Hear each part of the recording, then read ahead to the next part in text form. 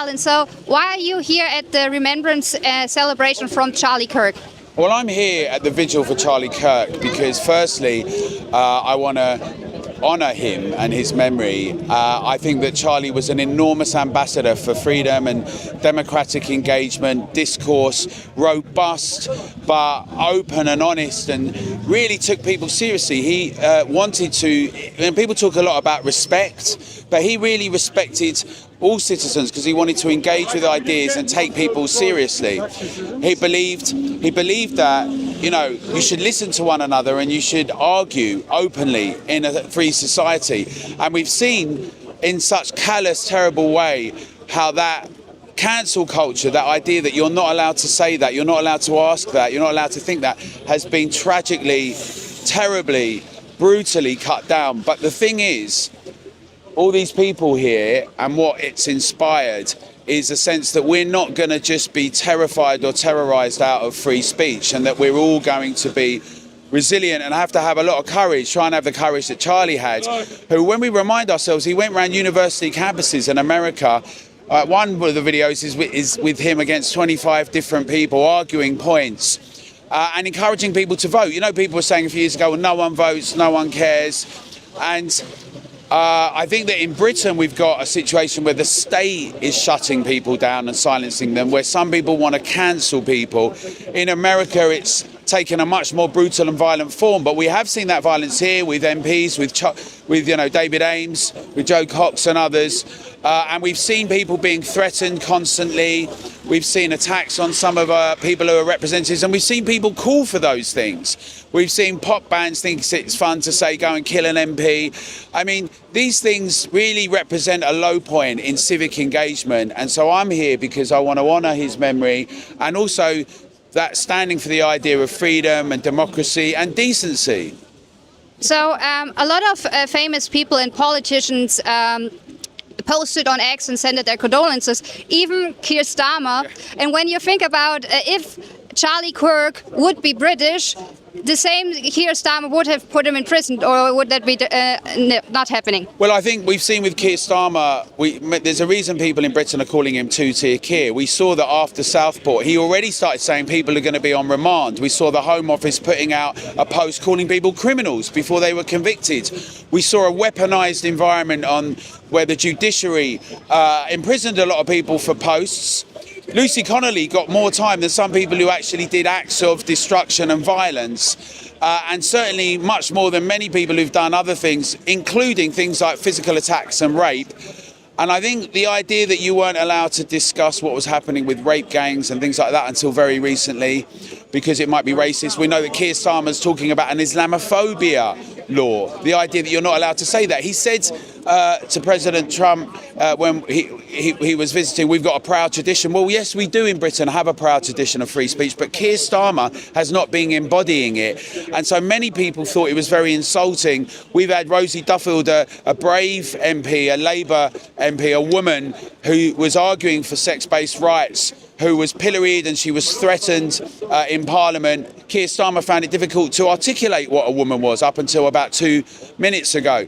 So I think the thing is,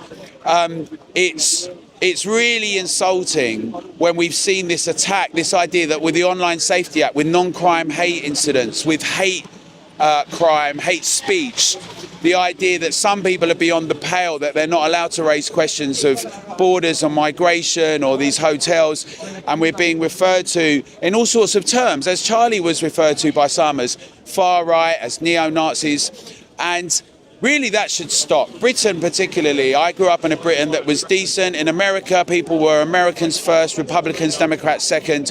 We need to create a culture where we can debate openly and honestly, robustly.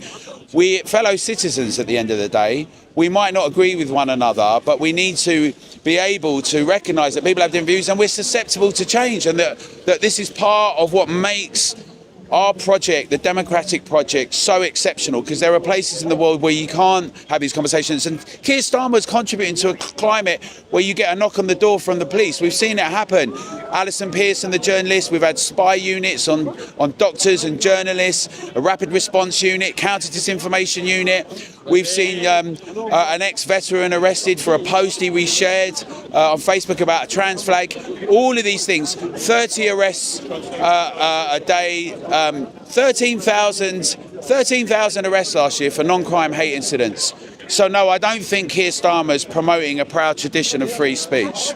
And especially when you see the rhetoric, what happened in America. We saw a post from Joe Biden sending his condolences for the family of Charlie Kirk. But the same Joe Biden framed him as a far-right extremist, as a Nazi, as a domestic terrorist. So do you think, because you hear such a rhetoric already in the UK, you look into tomorrow, do you think that this hateful rhetoric could stir up some tensions? Because we've seen a lot of promotions of counter-protests from the left side. So do you fear that maybe tomorrow can something happen?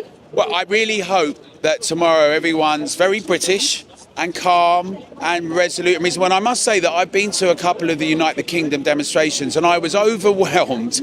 I went there to interview people and talk to people by the sense of a festival, the sense of decency amongst the audience. And look, it doesn't really matter what your views are in Britain. You might really feel very strongly that you want to have immigrants here that are illegal, or you don't. But we have a duty and a responsibility to thrash them out calmly and openly. And this whole thing about calling people Nazis or far right because they challenge what we have ULEZ or low or net zero or low traffic neighbours, the British public's fed up of it. We're fed up of being called all sorts of names, white van man, gammon, scum, fed up of it. And what we need is to resuscitate the sense of Enlightenment values of engaging with each other calmly and reasonably. And I've seen that the organisers tomorrow have called upon people not to drink, to not wear masks, to be civil and calm, and that some people would love to caricature those demonstrations and people there as being all thugs. But actually, what's really interesting is this is what people do when something happens to someone like Charlie Kirk. They're not out burning things, rioting, attacking police cars.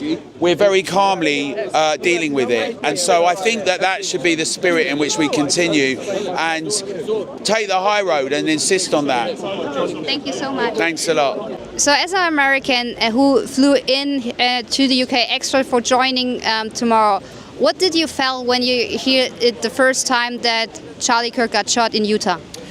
Well, I would say the first thing I felt was huge disappointment and the loss of a massive leader for youth, bringing free speech and bringing new ideas and trying to open up the minds of young people. A lot of our college campuses and universities in the United States are very liberal, borderline communist. And it's tearing everything apart. It's tearing Western culture and Western ideals to pieces. When I found out Charlie Kirk had been killed, I was angry, I was upset, but I also felt emboldened by the fact that he's a martyr. He led such a huge movement. Turning Point USA. Now we have Turning Point UK. These movements are not going to stop. We are all Charlie Kirk. If you look around, you better have enough ammo. So, it's just it's a terrible thing. Being killed for a difference of opinion is just not okay. I don't believe in political violence at all. I lived under the Biden administration for 4 years, and never once did it ever cross my mind that this guy's got to be unalived. It's just unacceptable. It's unacceptable on every level. Well, you have to believe in self. So the thing is, when I don't know if you follow Joe Biden on X, but he posted yesterday that he feels the biggest condolences and political violence is not allowed. But when you remember when he was framing the conservative people, far-right extremists, and literally created those rhetoric that everyone who's against LGBTQ is questioned is actually a monster or a Nazi, a fascist. Yeah. So what do you think about having those rhetoric still floating around, and now having exactly this man who frames everyone a far-right extremist, who is questioning his policies, is now saying he feels sad that someone who he actually kind of called a Nazi died. Well, I would just have to say that anything that the Democrat Party has to say is just empty words. They have stirred this up and created this massive problem. Not just Joe Biden, Kamala Harris, his entire administration, the Democrat Party in general, and then the media. The media are hugely to blame for inciting violence, calling people Nazis, fascists. I mean, at this point, these words are like ketchup. You can put them on anything, you know? It's just disgusting. It really is. And I don't believe, I just don't believe anything Biden has to say. I'm glad he's gone. So as an American who literally saw January 6th as a big honeypot and kind of a created situation and problem, do you think that the government of the United Kingdom could use tomorrow to create kind of event? I think they're already sort of creating an event by, the London Underground conveniently being on strike during a moment where lots of people are going to be coming together. I think that they have been abusing Section 4, Human Rights Act, to silence people. If words are just words, really. The whole sticks or stones or break my bones, but words will never hurt me stands true today, as it has since the start of time. People should be able to say what they want. Just because, they might say things that are inflammatory or things that you don't agree with doesn't mean that they have to be shut up, I think everyone should be able to speak their mind, no matter what's on your mind. And that's why I'm here, to support the British and the English, Scottish and Irish and the Welsh and the Cornish and anyone else who's going to come tomorrow. And Northern Ireland even, even them. I'm just here to support free speech in general. I feel like the West is under attack. I feel like a lot of our ideals and our culture are under attack, and it needs to end. Thank you so much. You're welcome. Chris, you are here at the remembrance celebration of Charlie Kirk. You know him personally, you knew him personally. So what did you feel when you heard about the horrible event, what happened in Utah? This is a complete and utter tragedy, of course. No one on the planet had done more to fight at ground zero, which is university campuses. All of the bad things going on in the world today are because of what's being taught to kids in university. They're being radicalized there. And no one did more work in changing that culture than Charlie Kirk. His progress was immense. He was a huge influence in the presidential election last November, getting the vote out in the swing states. And his influence was only going to grow. So the left is scared of him. And we need to honor him by continuing to fight. We cannot let fear cause us to hesitate for even a moment. We need to double down on his efforts. We need to go into the universities more and tell the simple common sense conservatism that he was always doing. And we need to do the rational thing, which is have conversations with these students, because they're being lied to about virtually everything in society. If you ask any of these radical leftists what their problem with Charlie Kirk was, they couldn't even tell you. They just know that they're supposed to have a problem with him. So we hear a lot the saying that the left couldn't silence him, that's why they killed him. Do you agree with the statement? The left can't silence him. His voice is louder than ever. They've just martyred him. And for the rest of our lives, more and more people will know who Charlie Kirk is because of what he started. Thank you so much. Thank you. We are here now at the remembrance ceremony for Charlie Kirk. Why do you support him, and why do you coming here to show your condolence? Look, I'm a young conservative. I'm a conservative on a student campus of a university which is very left-wing. And Charlie's movement was really about bringing people together to have conversations, to have difficult conversations, to air their disagreements.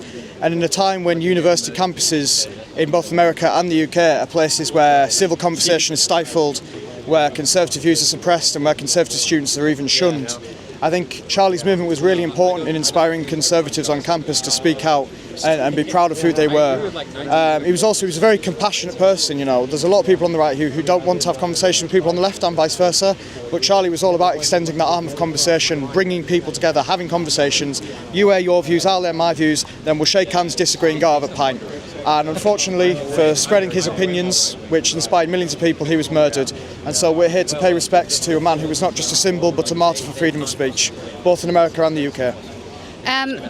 Charlie Kirk was very open and spoke very openly about the mass immigration problems, what Britain has, and also about the Islamization problems, what the United Kingdom has. Do you think he was right in that point? I think Charlie Kirk's mission at its core was not just about saving American culture, it was about saving Western culture. I think Charlie Kirk recognised that all of America's core traditions came from its father state, which is the United Kingdom. And I think Charlie Kirk recognised that the problems that were happening in the United Kingdom with mass migration, with the lack of integration, was causing that culture to slowly be eroded. On our side of the pond as well as America's, and I think he recognised that it was worse on our side of the pond. They have a president now in America who shut the borders, who said no more to illegal immigration. We still have these problems going on here, and actually as a Brit, I'm here because I'm really grateful to Charlie for the work that he did with my country. He had no reason to speak out. He's not linked to Britain, but he's an American, decided he was going to speak out on the importance of the issues that were facing Britain because he understood how significant Britain's history was to Americans' history. And I really appreciate him doing that. And he was 100% right to talk about sort of these cultural assimilation issues that are happening in the United Kingdom, the need to preserve Western culture, to ensure that integration is at the forefront of any immigration policy, because British culture, American culture, Western culture is truly the greatest culture that's ever existed on planet Earth. And his mission was all about preserving that. It was all about promoting that for the next generation, trying to get young people to see how important it was. Obviously he was killed for it, but it's important now for us to carry that on both in America and in Britain, because when one man falls, 100 men rise, and we're going to keep carrying that torch. Thank you so much. Absolutely, no bother. Hi Shoab, so you're here at the memorial ceremony from Charlie Kirk. Why are you supporting Charlie Kirk? Well, I think whatever's happened to Charlie, it was wrong. And I think it was wrong against the humanity, because I always believe if there is anything that you need to do, you can have a conversation, a decent, respectful disagreement, which is always fine. But I think killing someone, taking someone's life just because of difference of opinion, difference of views, I don't think that is right. And I stand against what happened to Charlie, regardless, whatever his views were. Do I agree with it? Do I don't agree with it? That's irrelevant. But as a human being, for humanity, I think, yeah, that is the reason why I'm here. And I just wanted to make sure that people know that I do support him. And whatever has happened is absolutely wrong. It shouldn't have happened in the first place. Do you think that this can also happen in the UK? Because the left-wing media is literally using the same wordings, the same rhetoric. So creating this enemy vision or role model of far-right extremists. So do you think that could happen? And with looking to tomorrow as this big event, do you think there is something planned or could happen? I 100% believe this can happen. And I think the biggest problem I see in this all happening is, like you just said, in the news. People talking about Tommy Robinson, people talking about all these people coming to tomorrow's event as some sort of racist far-right thugs. And I think we've seen this for too many weeks, too many years. It's been going on for too long. These mainstream media have put people like yourself and a lot of these people who are here today, they have made them look like far-right racists, where they're not racist. They're just here sharing the same opinions that I've got. And the reason why I come to these events, even though I come from, I'm living in Wales, I've traveled all the way down here, and I do come here just to show my support and for the mainstream media to see it. When they see an immigrant like me standing shoulder to shoulder with people, like the far right people, they call me a far right as well, and there we go. We stand shoulder to shoulder with each other. And my message has been very clear. These people are not racist, they are concerned. If you calling them racist because they're white, guess what? I'm a racist too, because I've got exactly the same concerns as these guys. So if you want to call them far right, guess what? I'm a far right immigrant as well. So yeah, that is exactly why I'm here, and I will support Tommy Robinson and everybody that comes here. I'll be here every single day that I need to tell people that this is not some sort of racism going on, because I've seen a lot of media putting out these leaflets. I've actually received some saying that, if you're a Muslim, if you're black, if you're brown, if you're not white, you should not go to central London. I'm here literally. Nobody's trying to hit me, nobody's trying to deport me, because that's what they said, they will get me, people like me deported. But I've been here all the time and I'm here today. But yeah, I don't think that is right what the mainstream media is doing. And everybody, if there are people from ethnic minority and they believe in free speech, they believe in freedom of expression, they should be here. They should come and support these people, because this is not far right. There's nothing racism going on here. It's just people concerned for their families, for the women and children, and that's it.